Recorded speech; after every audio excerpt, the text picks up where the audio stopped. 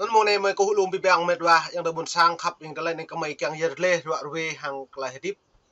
kanu kana bing yuan kong san Việt Nam le tong hang na bun sang ple plak ka nyapo to chat ngau di giờ nó dòng đại á bibang kat lai ne mai mom nit mung dung di kyang kana bun sang ta bu him pa thau khap ko lan cha po lai khap ko lan cha ka nyapo giờ nó lại này công tác lại hình yuan hang lại to bing pol yuan to chat ngau yuan yao to pol yuan hai ngoại ka dang Cộng hòa nó nếu có đảo Hoàng Sa và Trường Sa nó mệt vả nhưng bạn đã bổ lâm nhú quan cứng có mọi rõ lây xị Hoàng Sa Trường Sa nó nếu chưa kết lúc na công sản Việt Nam hạt tüm bình ur cáo lẽ trong bình bậc tưng bộ bề Trung Quốc mạ đảo lẽ trong bộ bề Trung Quốc thuê lần trên năm bởi anh ấy cầm đây chưa kết bình lúc na bộ bề ô na buồn sang cái nhập bù ở rau lại giờ nó này tôi hang cái nông công sản Việt Nam nhiều sĩ cỡ Trung Quốc lệ từng bộ sĩ đào Hoàng Sa Trường Sa đóng bính công sản sĩ cả đảng Cộng hòa nhiều sĩ ô giờ nó cất mày bệt bộ làng rúp NFA này lại bệt bộ khác lạ cất nạ buồn sang nhiều đội chặt nhau đi nhố rúp lên út rau bởi anh đi mang thật toàn tay cứ bí bằng trọ thời gian đã thâu lần chặt nạm buồn sáng nhiều phố bị dân hai ngoại tụ khắp và lần chặt nhiều phố lê tống bộ keng úc con ná công sắn về lăng lê thằng lưu nhiều được nhẹ sát mà cứ lê bởi gì từ gợi băng nón vật lại chơi bê đà tôi doan hàng nặng bột sang ta nhầm tê dòng đẻ ta bộ mò nằm ít hay nhiều vị thao nun doan khoa như màu lê lê thằng nạp lai pla như màu lê tầm ta lần ta mò nặng bột sang lai pla khoa ta cả mẫu rạ này lần lạp lai pla bằng nhiều cô vật lần mạ vật nạ buồn sang ple pla ta ngã luôn nhiều rồi đây giờ nó bình dân hay ngoại là cung treo ur câu nó hàng lấy kia cả lại phiền nằm núi lệ tưng hàng lấy núi nhìn đồ mạ cứ bình núi chặt nhau bình pol dân những ô rau kèm lại tưng con sàn nhầm lại pi đâm con sàn mạ cứ bình thông tin tự do báo chí này lệ tưng bình tù nhân lương tâm này nhiều kèm lại nó em mự có nạ buồn sang ô rau kèm mau lại cỡ đào Hoàng Sa của Việt Nam nhiều một sĩ này công sản Việt Nam nhiều sĩ này cỡ Trung Quốc nên về mưa đông có bị chăn này như đây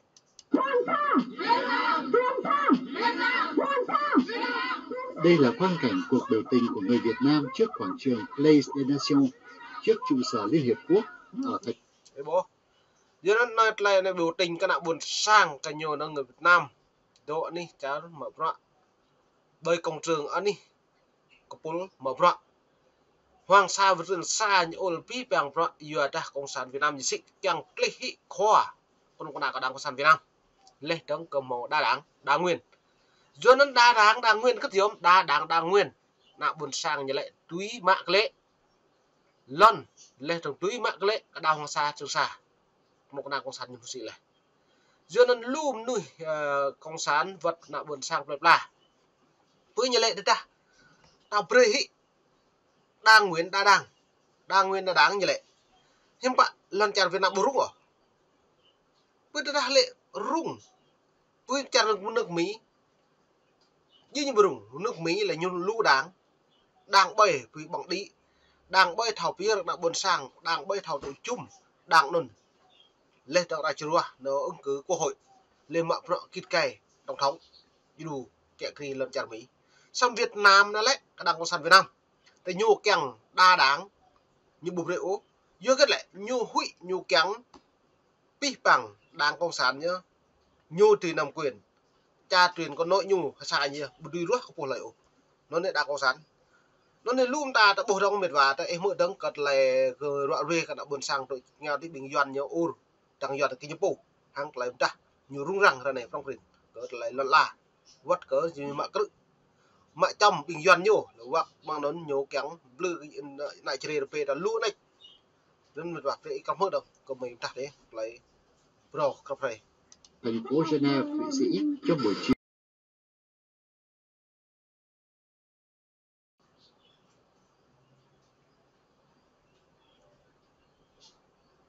Đó này mấy này.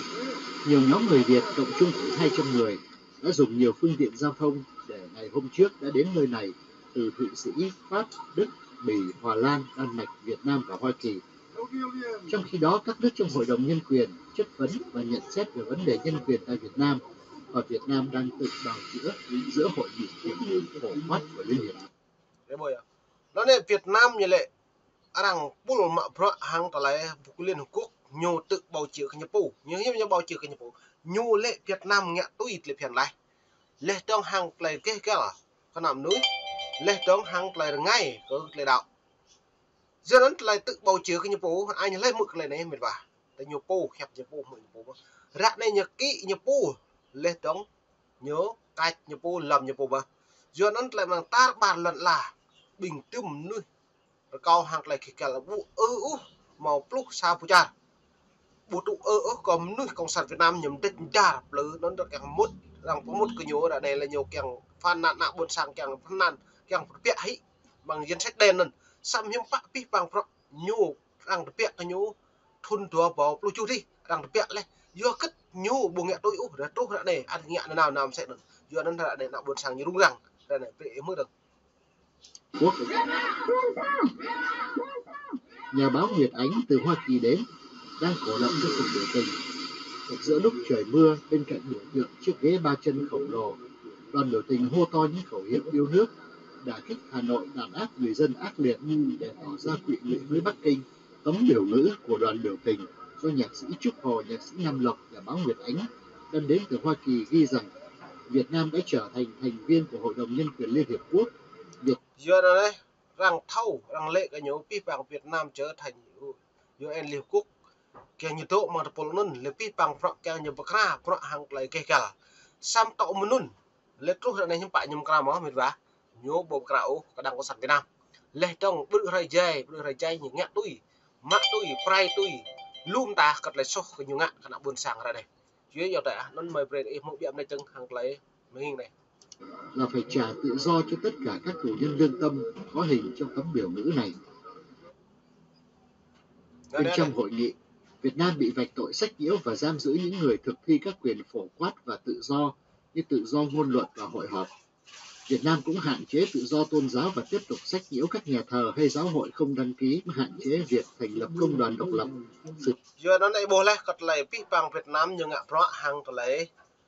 nhiều rung lấy đăng lấy bộ mọi đăng ký nhiều chụp mạng chăm tiếng lấy tập năng trúc là gì bằng non lu cái nào buồn sáng một cái nhà đầy cả ta gì giờ thì nhiều như vậy à biết là do cái nhu càng pi bằng pro nhu kỳ cây kia kia nhu pu lấy đăng pi trong cái nào có nhiều sản lượng do nó nào buồn sáng ta những bạn một này tiếp lại doan nhu pu ra đây tiếp nhu pu can tiếp luôn chẳng blur nhu pu chẳng lệch nhu pu nhớ can càng là một bay chế cái nào buồn sáng một cái nhà đầy cả ta tiếp bơi bạc dengan tanyu tu isu ni kenya jualan hari ni lah ta hari dah mak pro hari dah keteng hari tanyu hari dah mak pro hari dah buah tanyu yang dah nan pre mu ya dang hàng lai dah loại vi 10 euro hàng lui cái lai con na cái nyapu prai nu dah buồn sang cái nyapu le trong wat na buồn sang ta gì vậy sử dụng lao động trẻ em và lao động cưỡng bách. Việt Nam còn ngăn cản xã hội dân sự tham gia tiến trình UPR nói chung. Nó này rằng bua thì nhu Việt Nam sau khi lấy phiền là sĩ vật phùng ở đây lấy trong lùm nuôi cái nhiều từng lần cha Việt Nam của nhiều bố lấy trong càng lấy sĩ hem lấy thâu thái lấy trong hàng lấy đi phiền lấy sĩ mẹ lấy phi bỏng nhu bộ biểu cái nòng càng hem tư tưởng Hồ Chí Minh Mác Lênin loại nhu càng hem bữa hem lấy cười mong chả rằng hàng lấy sĩ mẹ lấy đi phiền như bộ biểu hem công như vậy bồi à dưới nó như vậy ta buộc cái này lùm ta hàng lấy nhiều trách ta đã buồn sáng như bạn ấy tăng được. Hoa Kỳ khuyến cáo Việt Nam xét lại luật an ninh quốc gia đang được dùng để trấn áp các quyền phổ quát. Nó như Hoa Kỳ cái xem cái lệ cái pi bằng an ninh quốc gia phổ quát này nhắm bài lại an ninh quốc gia nhiều can trở pi bằng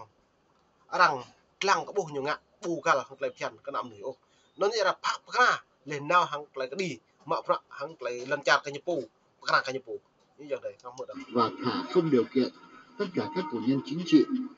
Khuyến cáo thứ nhì là Việt Nam phải bảo vệ các quyền của người công nhân đã được quốc tế công nhận, thực thi luật cấm cưỡng bách lao động, đồng thời chống phê chuẩn và thực thi công ước chống tra tấn. Dưới lại này ta mở lại ở dạng này là vi bằng rằng cấm nhiều chống tra tấn này chống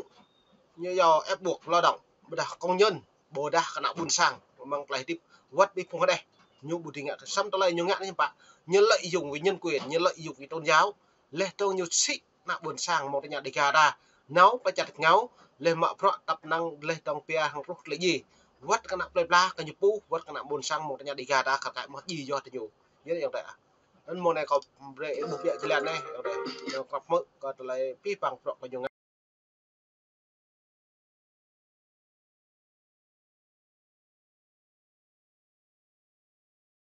Thưa quý vị, tại cuộc họp này của Hội đồng Nhân quyền Liên Hợp Quốc vừa diễn ra một sự kiện chưa từng có, đó là chuyện Việt Nam Đây mới ở đây. Hội đồng Nhân quyền Liên Hợp Quốc lại vừa có tình hình nhân quyền được kiểm điểm. Tại kỳ họp Nhân này, quyền kiểm điểm này. Việt Nam nói rằng họ đã có cải thiện rất nhiều về nhân quyền và đã đáp ứng được hầu hết. Nên để bồi á, cái này nhập Việt Nam tôn trọng pi bằng ấy có bộ luật nhân quyền lên pi bằng tôn giáo như ngã lên như vậy. Tôi cái này một đại em một lần. Có tờ lệnh tình tra rồi. Bây ăn nắp Liên Hợp Quốc nhu tìm đợt mà bay che cái nào buồn sang tay dòng đấy cái gặp một là Các đòi hỏi của quốc tế. With the aforementioned achievements, với những thành tựu mà chúng tôi đã nêu đầy đủ ở trên, cuộc sống của người Việt Nam ngày càng được cải thiện và họ đang được hưởng tốt hơn các quyền cơ bản và tự do. Bởi sống của người dân được tự do và tự bản lên trong phi bằng hàng lại đi PR như là phi bằng bước đi PR đôi hàng lại cải thiện chứ cật lại tôn giáo với nhân quyền tại nhủ như lại bây giờ nhưng bạn lại là đã bổ dữ vào lại như hẹp cục loại như ngạn. Fully conscious of these difficulties and challenges, the Vietnamese Nhận government thức được đầy đủ các khó khăn và thách thức, chính phủ Việt Nam sẽ tiếp tục cải thiện hệ thống pháp luật trên cơ sở Hiến pháp năm 2013 để thực thi quyền cơ bản và tự do của người dân và đảm bảo sự hòa hợp đồng bộ giữa tiêu chuẩn luật pháp quốc gia với tiêu chuẩn luật pháp quốc tế. Giờ nó một vài bố là cật lại lê rồi về cật lạiเป็นจาดlại đào cái nhiều này lại cái nòng gì cái nhiều bộ đôi phi phẳng pro rằng bục khi cái nhiều ra đây đâm đã ra lâu đi đang đồng tui tung rồi lẹp tay plan sam ra này hiểm bạc đang một tung rồi tay plan ô đang tụm mạ pro cái nhầm kẻ nhập ra ta nhập ra lê tờ bù lê tờ bù bờ tụm nắp đây đang tụm mạ pro cái nhiều lê tờ ra đây đang bộ prak met đang bộ mút lê nhiều mà tụm pul mạ pro hàng tờ pul nhiều giáp bình nuôi số sạt phục lăng tây dọn nhiều hàng tập bố dân đang tươm nhớ CVC dân sách đen mập rộng nhiều những kiểu này môn này làm phim môn này vì cái phim vàng vì học lăng đã buồn sang nhiều ngoài thì kia nhau đúng đang rằng nhiều người buồn sang khắp nơi thì mong niệm mong ở đông đi để gà niu càng thứ tạ bạn đi tập bập này